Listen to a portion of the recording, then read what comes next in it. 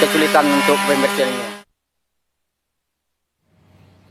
Salah satu titik pencarian korban banjir hingga saat ini adalah di kawasan Jembatan Kembar, Padang Panjang, Sumatera Barat. Dan bagaimana pencarian korban hari ini kita tanyakan kepada jurnalis Kompas TV, Reza Pratama, dan juru kamera Abdul Rohim yang sudah berada di lokasi. Reza, selamat pagi. Hingga saat ini bagaimana proses pencarian korban banjir di sana yang bisa Anda informasikan kepada kita? Ya baik, Mario dan juga saudara, selamat pagi. Saat ini proses pencarian akan dilakukan oleh tim SAR gabungan begitu di titik nol di tempat saya melaporkan, yakni di Jembatan Kembar Padang Panjang begitu ya. Saat ini yang masih dicari, update terakhir dari tim SAR, ada 43 orang yang dinyatakan hilang yang saat ini memang masih dilakukan pencarian begitu. Nah, kalau bisa saya gambarkan saat ini titik nol pencarian adalah di Jembatan Kembar Padang Panjang.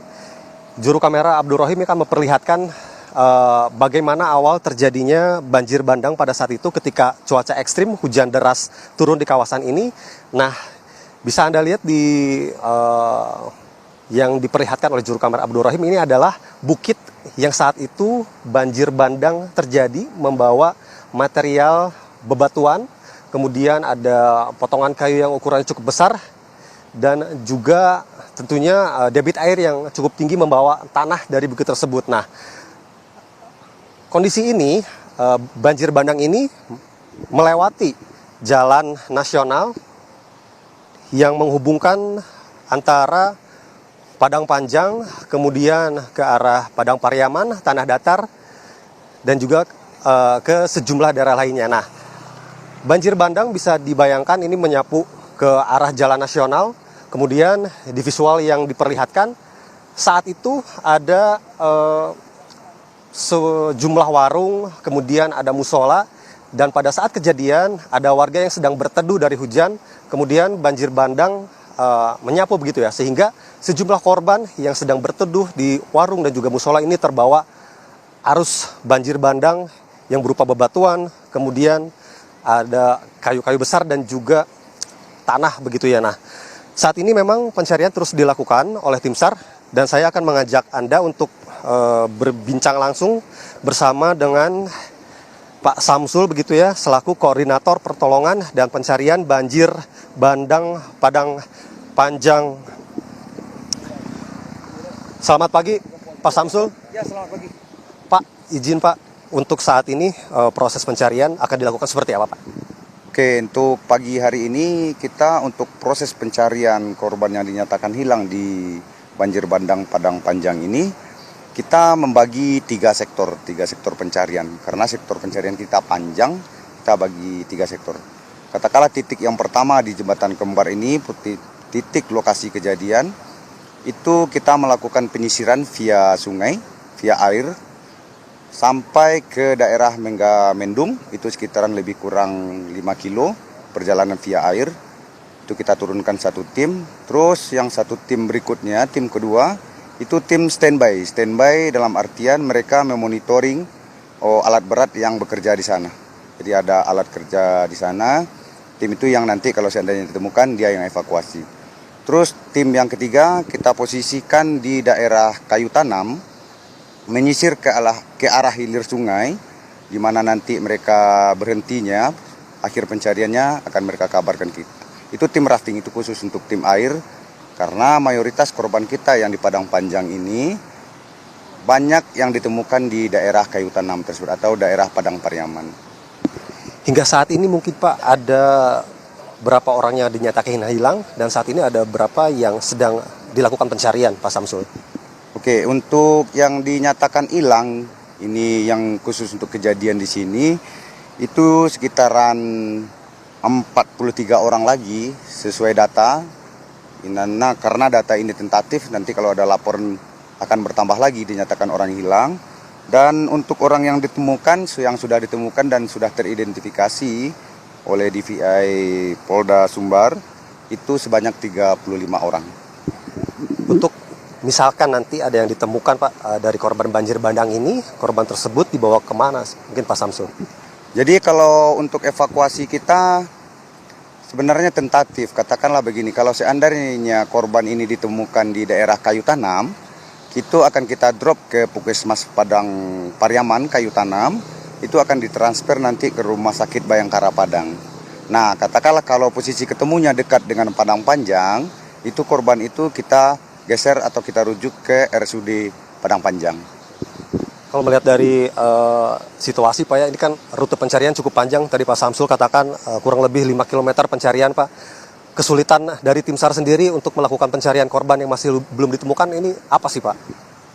Untuk kesulitan sih sebenarnya kita terhukum untuk pencarian di sini kontur ya, kontur alam. Katakanlah sungai kita di Padang Panjang ini konturnya itu perbukitan lembah itu yang pertama yang membuat sulit. Terus yang kedua kemarin untuk debit air, karena debit air masih dikatakan deras, kawan-kawan tidak maksimal untuk katakanlah penyisiran sisi kiri dan kanan sungai. Itu yang kedua. Yang ketiga untuk kesulitannya adalah banyaknya material yang dibawa oleh banjir bandang ini.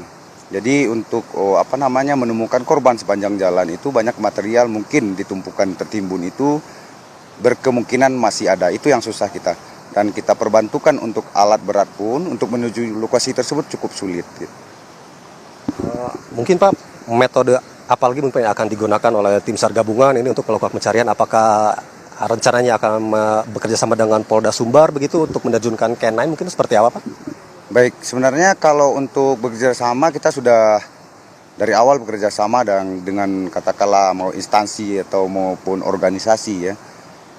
Jadi selama ini kita untuk pencarian daerah yang tidak bisa kita jangkau dengan manual, kita minta bantuan ke kawan-kawan komunitas yang drone. Kita untuk masuk ke dalam untuk menjangkau, melihat atau memvideokan lokasi tersebut.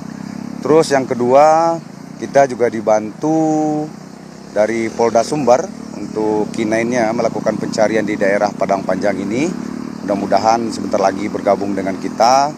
Dari Kapolres Padang Panjang tadi menyampaikan mereka siap untuk membantu kemari. Kalau untuk pencarian setiap harinya dilakukan mulai jam berapa hingga jam berapa mungkin Pak? Kalau untuk pencarian kita start dengan kawan-kawan tim SAR gabungan, kita konsisten tetap di jam setengah 8. Setengah 8 kita apelkan pasukan untuk cek kekuatan, persiapan peralatan untuk pencarian, pembagian tugas. Sekitaran jam 8 kita sudah bergerak. Minimalnya jam 8 kita sudah bergerak ke sisi sungai. Kalau dari pemerintah daerah mungkin Pak, apakah pencarian ini akan terus dilakukan hingga seluruh korbannya ditemukan atau ada batas waktu yang sudah ditentukan Pak? Jadi kalau untuk hari pencarian ya, kita sebenarnya mengikuti Pemda daerah yang terdampak, katakanlah di sini Padang Panjang, itu kita mengikuti keputusan atau kebijakan dari Pemda setempat.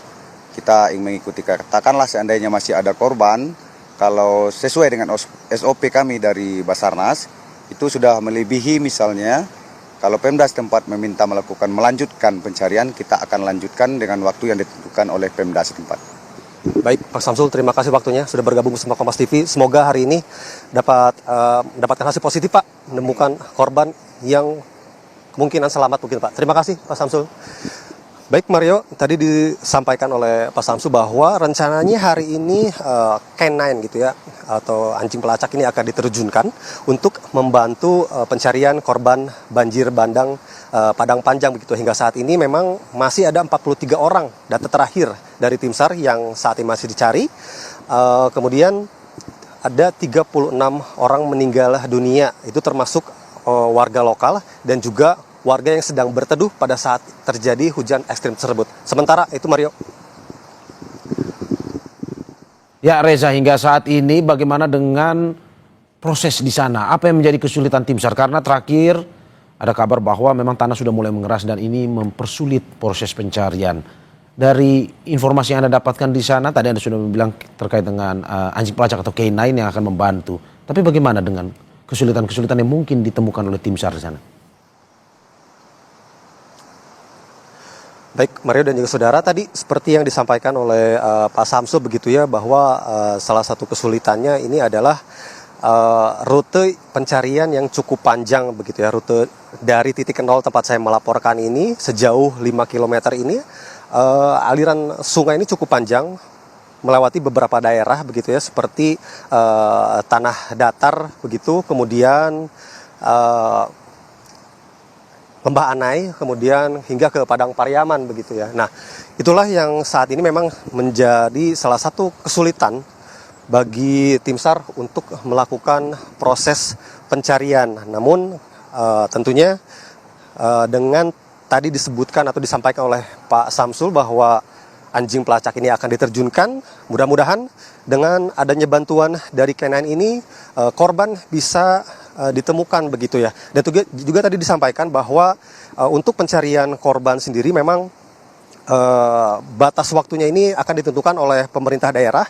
Namun diharapkan batas pencarian korban ini bisa ditemukan begitu sebelum batas waktu yang sudah ditentukan. Nah, ini adalah kalau dilihat begitu ya di visual yang Anda saksikan, ini adalah material longsor tanah, dan di sebelah kanan ini ada sejumlah puing-puing bangunan begitu yang terbawa material longsor begitu ya dari bukit yang tadi sudah saya sampaikan. Kemudian material longsor tersebut ini bisa dikatakan menutup jalan atau membelah jalan hingga menyapu bangunan-bangunan yang ada di sini, termasuk warung, kemudian ada musola yang saat itu digunakan oleh warga yang sedang berteduh dari hujan begitu ya. Namun karena banjir bandang dan material longsor yang materialnya cukup besar, bebatuan-bebatuan besar begitu ya, sejumlah warga yang sedang berteduh ini terbawa arus sungai dan beberapa di antaranya 43 orang sedang dilakukan pencarian hingga saat ini. Kita doakan mudah-mudahan hari ini tim SAR gabungan bisa menemukan sejumlah korban yang masih belum ditemukan. Mario. Terima kasih atas laporannya Reza Pratama dan juga juru kamera Abdul Rohim. Selamat bertugas kembali dan utamakan kehati-hatian. Saudara, dari Sumatera Barat kita ke Tapanuli Selatan.